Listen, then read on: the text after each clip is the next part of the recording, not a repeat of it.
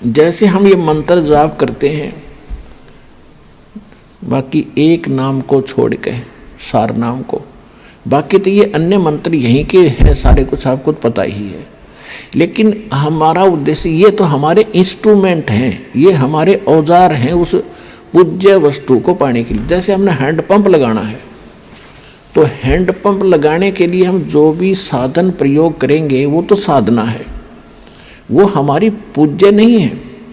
उस पूज्य वस्तु को पाने के लिए, यानी उस जल को पाने के लिए जो हमारा पूज्य है, जिसके लिए हम प्रयत्नशील हैं, तो उसके लिए जो भी हम बोकी और पाइप मेहनत परिश्रम जो करेंगे उसको लगाने के लिए, तो वो तो समझो साधना है। और जिस वस्तु को पाना है वो हमारा पूज्य है। अब यहाँ इस 3 नाम के मंत्र का थोड़ा सा, और प्रथम मंत्र का, अब ये कैसे इंस्ट्रूमेंट है हमारे, कैसे हेल्प करेंगे। प्रथम मंत्र जो आपका है, कहते हैं 5 नाम गायत्री गैबी आत्म तत्व जगावे। इस प्रथम मंत्र के जाप करने से आपके अंदर एक विशेष कसक परमात्मा की तरफ बनी रहेगी, और ये ऐसा धन है जो आपके यह सांसारिक सुख भी आपको देगा, और आपके ऊपर जो ऋण है इन देवी देवताओं का, जैसे हमने बिजली का कनेक्शन ले रखा है, तो बिजली का टैक्स भरते रहेंगे तो रेगुलर आपकी बिजली आती रहेगी। ऐसे हमने कोई पानी का कनेक्शन ले रखा है, गैस का कनेक्शन ले रखा है, और टेलीफोन का ले रखा है, तो हम उनके कनेक्शनों के पैसे भरते रहेंगे बिल के, तो हमें सुविधा प्राप्त रहेंगी। तो हम शास्त्र विरुद्ध साधना करके निर्धन हो गए, हमारे सारे कनेक्शन कट गए, तो सभी सुविधाएं बंद होगी। अब ये दास एक गारंटर बनेगा, आपका जिम्मेदार बनेगा, और आपको एक ऐसी मजदूरी देगा, उनसे आपकी सुविधा चालू कराएगा सारी, और ये कहा जाएगा कि ये आपको किस्तों में आपके सारी पूंजी पूरी करेंगे। आपको बार बार प्रेरित किया जाएगा कि मंत्र करा करो, जाप करा करो, तो वो जाप करने से आपकी जो सुविधा देनी इन्हीं भगवानों ने है, क्योंकि ये यहाँ के इंचार्ज हैं। और आपकी ये देंगे क्या, वो वर्कडन, कौन सा वर्कडन, किया कर्म कौन सा, जो शास्त्र अनुकूल साधना से प्रतिफल आपका बन कर जाएगा, वो आपका वहाँ मिलेगा। और देंगे ये ब्रह्मा विष्णु महेशी, तो ये आपको तभी देंगे जब आप सही साधना शास्त्र अनुकूल करेंगे। शास्त्र अनुकूल साधना के अंदर प्रथम गुरु हो, गुरु पूरा हो, अधिकारी हो, उससे नाम लेकर फिर आप जाप करो, फिर आपकी सुविधा चालू हो जाएंगी। उनका टैक्स भी भरता रहेगा और आपका भी गुजारा होता रहेगा। यानी जब तक यहाँ रहोगे फिर हम आगे चलेंगे। तो उसके लिए समझ लो, आपने प्रथम मंत्र तो ऐसा है कि जैसे आपने ट्यूबवेल लगाने के लिए वो इंस्ट्रूमेंट खरीदे, वो हैंडपंप लगाने के लिए, वो आगे तेरे। अब वो काम क्या करेंगे। अब सेकंड मंत्र है सांस उश्वास का। प्रथम मंत्र से समझ लो पाइप आ गई, और सेकंड मंत्र का काम शुरू हो गया। पाइप ने खड़ा करके और उसके अंदर बोकी मारे और बाहर माटी निकाले, बोकी मारे बाहर माटी निकालता जा। तो हम श्वास उश्वास का नाम जो जाप आपको दिया गया सतनाम के 2 अक्षर का, जिसमें एक ओम मंत्र है, एक सांकेतिक तत् है। गीता अध्याय नंबर 17 के श्लोक नंबर 23 में ओम तत्सत, ओम और तत् मिलकर एक सतनाम बनता है। तो इस 2 अक्षर का नाम है सतनाम। इस 2 अक्षर के मंत्र का नाम सतनाम, सतनाम माने सच्चा नाम, इसको सतनाम भी कहते हैं, सच्चा नाम भी कहते हैं। तो इस सतनाम का काम है 2 अक्षर के का। जैसे एक मंत्र बाहर छोड़ते एक अंदर लेते, तो ऐसे बोकी नीचे मारी बाहर निकाली, बोकी मारी नीचे बाहर निकाली मिट्टी, और फिर धीरे धीरे पाइप नीचे जाती गई। पाइप पहुंच गई जल तक, जहां जल आ गया। तो ये काम हो गया सतनाम का, बोकी ने अपना काम कर दिया। अब इसके बाद फिर सार नाम, उस सार शब्द का काम शुरू होगा। वो रह गया हैंडपंप जो ऊपर मशीन लगाया करें। ये सार नाम कहो, सार शब्द कहो, आदि नाम कहो, इसकी भी मेहनत करनी है, इसको भी चलाना पड़ेगा, तभी वो पूज्य वस्तु प्राप्त होगी जब जल सर्व मिलेगा आपको। तो गीता अध्याय नंबर 17 के श्लोक नंबर 23 में बताया है कि 3 मंत्र का जाप है उस जल को पाने का, ये मंत्र है उस सच्चिदानंद घन ब्रह्म के पाने का। ये सभी मंत्रों की हमने साधना करनी है, तब पूज्य वस्तु सच्चिदानंद घन ब्रह्म यानी पूर्ण परमात्मा प्राप्त होगा। ये है विधि।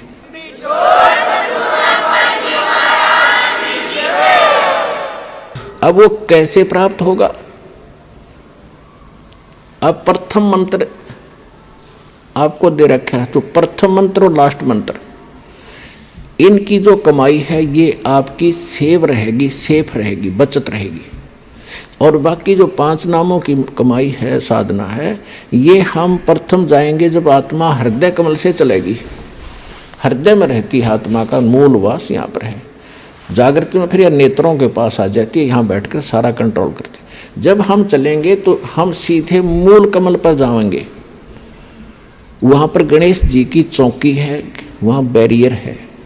तो वहाँ जाकर के हम जब पहुँचेंगे, गुरु साथ होगा। जैसे वकील होता है तो उसके साथ साथ वो सारे काम कागज पूरे करता हुआ, अकाउंट क्लियर कराता हुआ आपका आगे चलता, जैसे सीए होता है, जो समझ लो। तो परमात्मा की आपको वहाँ से लेकर आखिर तक आवश्यकता पड़ेगी।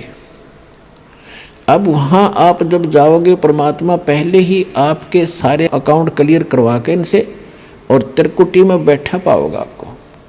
जब आप यहाँ से चलोगे, संसार छोड़कर मूल कमल में जाओगे जहाँ गणेश जी का कमल है, तो वहाँ आपके अकाउंट क्लियर, सारे क्लियर पाओगे और आपको तुरंत रास्ता दे दिया जाएगा। चलो जी जाओ, आप कागज पूरे हैं आपके, जाइए। फिर आप आओगे सावित्री ब्रह्मा जी वाले कमल में, जिसको अधिष्ठान चक्र कहते हैं, स्वाद चक्र भी कहा है। इसी तरह वहाँ से आपको क्लीन चिट 4 में लगी, अब जाइए। फिर इसमें नाभि कमल में आओगे विष्णु जी के कमल में, फिर यहाँ से भी आप आगे चलोगे कि आपका अकाउंट क्लियर, जाइए हृदय, फिर कंठ कमल, फिर आप पहुँचोगे त्रिकुटी पर। जब आप त्रिकुटी पर पहुँचोगे, वहाँ परमात्मा मिलेंगे इस दास के रूप में।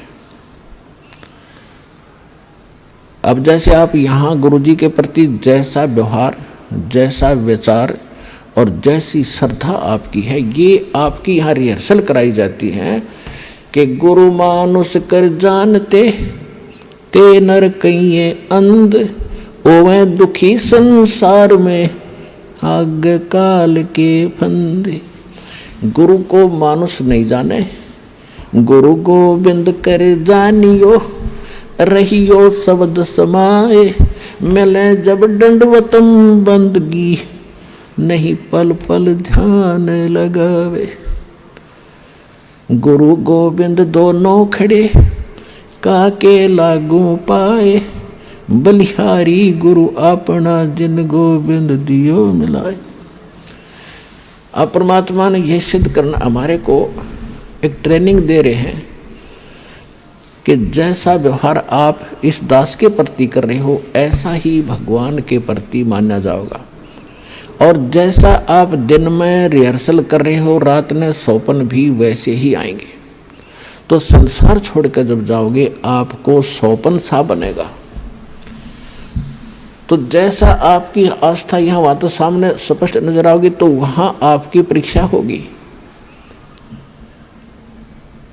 अब जैसे वहाँ गुरु जी के साथ भगवान खड़ा हो, आपने परमात्मा को देखा नहीं, केवल चित्र देखे हैं उनके, तो वहाँ जाकर आप किसको प्रणाम करोगे?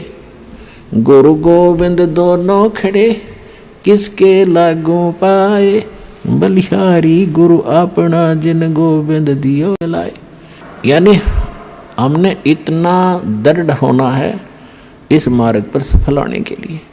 वो जो दास के रूप में होगा वो भगवान ही होगा वहाँ पर। अब परमात्मा ये भी देखते हैं कि जैसे 120 वर्ष भगवान रह कर चले गए यहाँ पर, और इस दास के स्थान पर अगर वो आज होते तो आप तो पहचान तो सकते ही नहीं, क्योंकि जब भी ना पहचाना, क्योंकि जो लाहे का काम करें, एक लंगोटी ही बांध, धोती ही बांध के फटे पुराने कपड़ों में घूमे फिरे, सारा काम करें, तो हमने सोचे जनसाधारण आम आदमी है।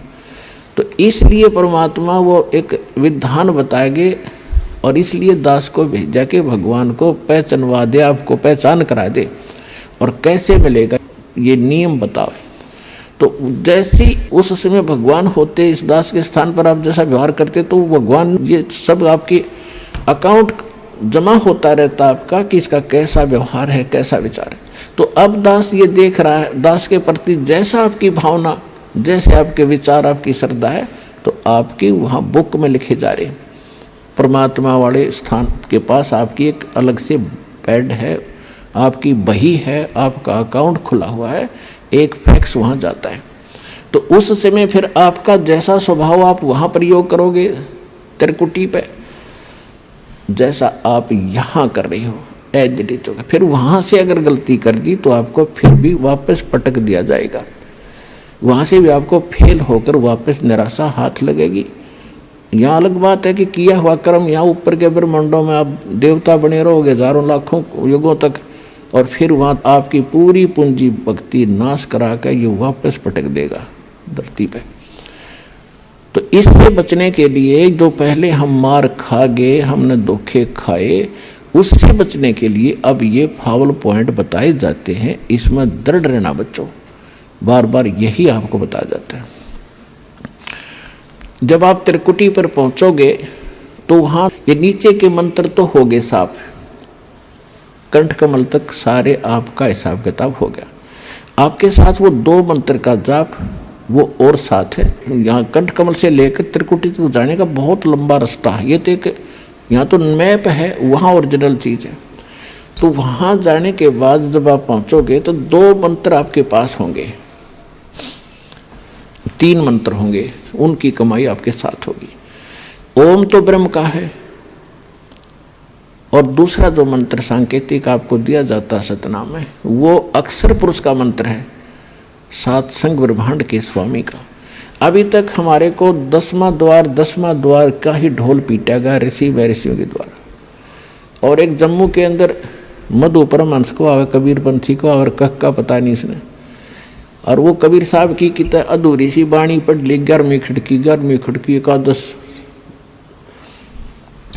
और वो छाती कुट्या करता ने कहा था मेरे जैसा किसी के पास ज्ञान नहीं, इस ब्रह्मांड में जो वस्तु है मेरे पास नहीं, और 11वां द्वार पा गया, 11वां द्वार इसे किसी ने बताया नहीं। कमाल के आदमी है। ये तो कबीर सागर में लिखा है, आपने पढ़ लिया तो कला टूट गया। भक्ति आपके पास नहीं, ज्ञान तुम्हारे पास नहीं, जबकि कबीर साहब ने तो 12वां द्वार बताया है, 11वां नहीं है। 11वां तो अक्षर पुरुष के लोक में जाता है, इसने उसका भी ना पता, वो सुन रखी है 11वां द्वार एकादश खिड़की लगी। अब क्या है, जो ओम नाम के जाप का कमाई है वो वहाँ त्रिकुटी पर अकाउंट करवा दिया जाएगा। धर्मराज के दरबार में जाएंगे, परमात्मा आपके साथ होगा इस दास के रूप में, और उनसे कहेगा भाई इसका हिसाब करो। गीता अध्याय नंबर 18 के श्लोक नंबर 66 में आपका विधान है, क्योंकि वहाँ जैसे वकील बताते हैं जजों के सामने जी ऐसा उस धारा में ऐसा लिखा है, ऐसा लिखा है, ये खरा उतरता है, तो जज उसको स्वीकार करता है। तो जाते ही अब जैसे कबीर साहब के एक शब्द है, कर ले गुरु वकील मुकदमा भारी है, भाई कर लो गुरु वकील मुकदमा भारी है। तो गुरु एक वकील का भी काम करेगा आपका।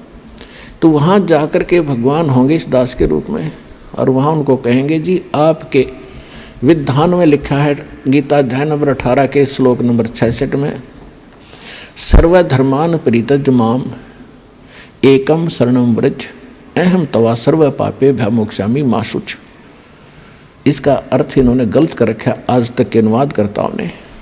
इन्होंने क्या कर दिया, श्री कृष्ण जी कह रहा है, ये श्री कृष्ण मान रही थी तो कि तू सब धर्मों की सब पूजाओं को छोड़कर एक मेरी शरण में आ जा, फिर मैं तुझे सब पापों से मुक्त कर दूंगा।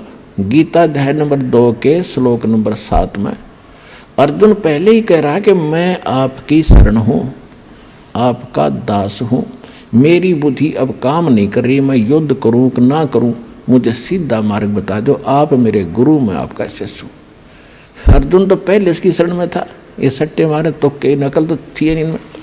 गीता अध्याय नंबर 18 के श्लोक नंबर 66 का जो अर्थ है, गीता ज्ञानदाता कहता है अपने आत्माओं दास का उद्देश्य ये केवल राम कथा सुनाना नहीं है, आपको विद्वान बनाना है ताकि आप मार ना खा जाओ, भविष्य में फिर काम ना बिगड़ जाए। और बहुत आसान तरीके से आपको समझाया जा सकता है, 1 बार 2 बार 100 बार बताऊंगा, अपने आप हृदय में समा जाएगी आपके। इस झूठ को हमने लाखों बार सुन लिया तो सच्ची होगी, सत्य को भी सैकड़ों बार सुनोगे अपने आप, सत्य तो है ही सत्य, या तो ऐसा जगह बना देगी फिर कोई टस से मस नहीं कर सकता। गीता अध्याय नंबर 18 के श्लोक नंबर 62 में इसने कह दिया, अर्जुन तू सर्वभाव से उस परमेश्वर की शरण में जा, उसकी कृपा से तू परम शांति को, सनातन परम धाम को प्राप्त होगा। अपने विषय में 8वें अध्याय के 5 और 7 में कह दिया कि मेरी शरण में रहना है तो मेरा 8वें अध्याय के 13वां श्लोक में मंत्र बता दिया, ओम नाम का जाप है, इसको कर, युद्ध भी कर, मेरी शरण में रहेगा तो जन्म मृत्यु तेरी भी होगी मेरी भी होगी। अब ये 18वां अध्याय है, लास्ट अध्याय है, लास्ट ये मंत्र चल रहे हैं, अंतिम मंत्र, अंतिम अध्याय गीता अध्याय नंबर 18 के श्लोक नंबर 62 में उसने कहा। अब 63 में वो कहता है कि अर्जुन ईब तू सोच विचार कर ले, जो मैंने गुप्त से गुप्त ज्ञान आज तक किसी को नहीं बताया वो तेरे को बता दिया। ये गीता का जो ज्ञान है ये अति रहस्य युक्त था, यो आज मैंने तेरे को बताया था, कभी पहले बताया था सूर्य को, और आज मैं तुझे बता रहा हूँ। सूर्य ये आग का गोला नहीं, एक देव है अलग से, जैसे बिजली महकमे का बिजली का अफसर होते हैं, मंत्री होते हैं ऐसे। तो कहता है ये गुप्त से गुप्त ज्ञान मैंने तुझे बता दिया, अब तूने जैसा अच्छा लगे वैसा कर ले।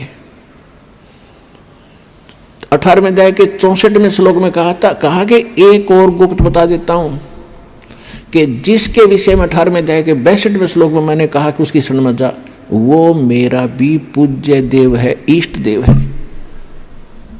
ये तेरे हित में बता रहा। 18वें अध्याय के फिर 65वें श्लोक में कहता है कि अर्जुन यदि तूने मेरी शरण में आना है तो मुझे नमस्कार कर, मेरा भक्त बन, चिंता ना कर, तू मुझे ही प्राप्त होगा। फिर 18वें अध्याय के 66वें श्लोक में फिर कहा है यदि तूने उसकी शरण में जाना है तो सर्व धर्मान परित्यज माम। 18वें अध्याय के 66वें श्लोक में कहा है कि आपने 18वें अध्याय के 62वें में जिसके बारे में मैंने कहा श्लोक में, उसकी शरण में जाना है और सदा जन्म मृत्यु से रहित हो जाना है, कंप्लीट आपने पीस चाहिए, संपूर्ण शांति चाहता है, तो मेरे सतर की 18वें अध्याय के 66वें श्लोक में कहता है सर्वधर्मान परित्यज माम, मेरे सतर की जो पूजाएं हैं, इसके सतर की कौन सी पूजाएं हैं, ये 500 यज्ञ करते हैं, ओम नाम का जाप आज आप श्वास से जो जाप करते हैं, ये उसके सतर की, ब्रह्म के सतर की भक्ति पूजाएं हैं, ये मुझे छोड़ दे, मुझे दे दे। और एकम शरणम व्रज, एकम माने जिसके बराबर दूसरा नहीं है, वो सर्वशक्तिमान। गीता अध्याय नंबर 15 के श्लोक नंबर 17 में जिसके विषय में कहा है उत्तम पुरुषत्व अन्य परमात्मा इति उदाहरते, यह लोक धर्म अविश्य विवर्ती अवैश्वर।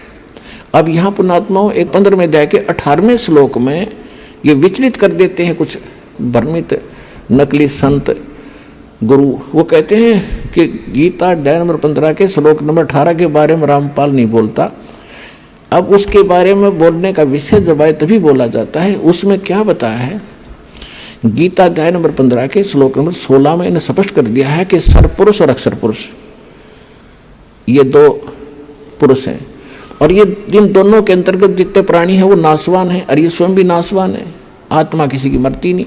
उसने स्पष्ट कर दिया 15वें अध्याय के 70वें श्लोक में कि वो पुरुषोत्तम तो कोई और है, उत्तम पुरुष कहो चाहे पुरुषोत्तम कहो।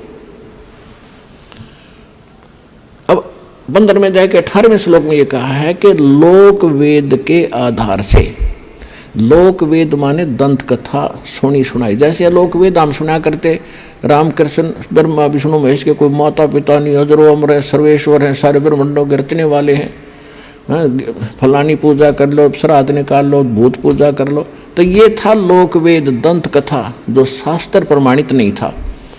तो इसी ऐसे ज्ञान को लोक वेद कहते हैं। कबीर साहब हमें उदाहरण देते हैं कि पीछे लग गया जाऊं था मैं लोक वेद के साथ, रास्ते में सतगुरु मिल गए दीपक दे दिया हाथ। तो लोक वेद माने दंत कथा के आधार से जो साधना करते हुए हम भटक रहे थे, उसमें कोई सतगुरु मिल गया, उसने सत साधना रूपी और सही नाम ज्ञान रूपी एक दीपक दे दिया, टॉर्च दे दी, उसकी रोशनी में हम गड्ढों में झाड़ जंखाड़ों में नहीं गिरेंगे, सीधा रास्ता पकड़ कर निकल जाएंगे। तो जैसे दास पहले श्री कृष्ण का पुजारी था, श्याम जी का पुजारी था, हनुमान जी का पुजारी था, तो वो था लोक वेद के आधार से। फिर सतगुरु ने दीपक दिया, पूज्य गुरुदेव मिले राम देवानंद जी, तो उसके आधार से दास सीधा चला। तो यहाँ परमात्मा हमें बता रहे हैं कि पीछे लग गया जाऊं था मैं लोक वेद के साथ, और इस भक्ति रूपी सफर में सतगुरु मिल गए, दीपक दे दिया हाथ। तो यहाँ गीता अध्याय नंबर 15 के श्लोक नंबर 18 में गीता ज्ञानदाता कहता है कि मैं लोक वेद के आधार से पुरुषोत्तम प्रसिद्ध हूँ, क्योंकि जितने मेरे अंतर्गत प्राणी आवे हैं, इंक्लूडिंग ब्रह्मा विष्णु महेश, इनसे मैं उत्तम हूँ, इनसे ताकतवर हूँ, इसलिए मैं पुरुषोत्तम नाम से प्रसिद्ध हो गया लोक वेद के आधार से, दंत कथा से। लेकिन उत्तम पुरुषत्व अन्य परमात्मा इति उदाहरत है, यह लोकतरम अविषय विवृत्ति अवैश्वर है। गीता अध्याय नंबर 15 के श्लोक नंबर 17 में स्पष्ट कर रखा हो, तो वो कोई और है। और गीता ज्ञानदाता खुद कहता है उसकी शरण में जाओ, उसकी कृपा से तू परम शांति को, सनातन परम धाम को प्राप्त हो। अब गीता अध्याय नंबर 18 के श्लोक नंबर 66 का जो अर्थ है कि सर्वधर्मान परित्यज माम, मेरे सतर की सब पूजाएं छोड़ दे, मुझे दे दे, तो हम वहां ओम नाम के जाप की कमाई उसको दे देंगे। त्रिकुटी पर इसके लेखाकार धर्मराज के दरबार में जमा करा देंगे, ये वहां से आपको बरी कर देगा। अब आगे लेके चलेंगे परमात्मा आपको। अब 10वां द्वार तो इस एक पिंड और ब्रह्मांड के अंदर रह जाता है, शरीर उसी का एक प्रारूप है। इससे आगे निकलेगा फिर सूक्ष्म रूप से, फिर जाएगा 11वें द्वार पे। 10वां द्वार जाके ब्रह्मरंध्र खुल जाने के बाद 10वां द्वार फिर एक हो जाता। जैसे एक तो द्वार का इधर का हिस्सा, एक सामने का, तो इसलिए इसको भौर गुफा भी बताते हैं, हर एक उसमें भौर गुफा होती है। तो इसका लास्ट आखिरी एंड जो 10वें द्वार का जाके समाप्त होगा 11वें द्वार, आगे जाके 11वां द्वार पाओगा, जहाँ इस अक्षर पुरुष के लोक में प्रवेश करेंगे। वो 11वां द्वार है। 21 ब्रह्मांड एक पूरा पैक्ड है, 7 संग ब्रह्मांड अलग से पैक्ड है, तो उनके बीच में एक ही द्वार है और सामने वाले में भी एक ही द्वार है। वो द्वार ऐसे घूम कर जाता है और उसमें जाके खुलता है। तो 11वां द्वार जो है सरपुरुष के 21 ब्रह्मांड पार करके से निकलेंगे और उसमें प्रवेश करेंगे अक्षर पुरुष वाले, वो 11वां द्वार है। फिर अक्षर पुरुष के लोकों को पार करते हुए 7 संग ब्रह्मांडों को हम पार करके आगे जाएंगे। वहाँ जो तत्व मंत्र है सांकेतिक सतनाम के अंदर 2 अक्षर में जो एक मंत्र है ओम से दूसरा, इसकी कमाई हम वहाँ देंगे और उसके 7 संग ब्रह्मांडों को पार करने का वो टैक्स है, उसका किराया है। अब हमारे पास रह जाएगा सत्य सार नाम की कमाई, उसको लेकर हम फिर 11वां द्वार पार करके 12वें द्वार को पार करेंगे, वो सतलोक में प्रवेश करावेगा और ये सत नाम सार नाम की कमाई हमारे साथ वहाँ जाएगी। ऐसे हम मोक्ष प्राप्ति करेंगे और नीचे से लेकर ऊपर तक आपको गुरु की आवश्यकता पड़ेगी। तो यहाँ कहते हैं गुरु बिन माला फेरते, गुरु बिन देते दान, गुरु बिन दोनों निष्फल हैं चाहे पूछो वेद पुराण। कबीर हरि जय रूठ जा, गुरु की शरण में जावे, कहे कबीर गुरु रूठ गे तो हर ना करे सहाय।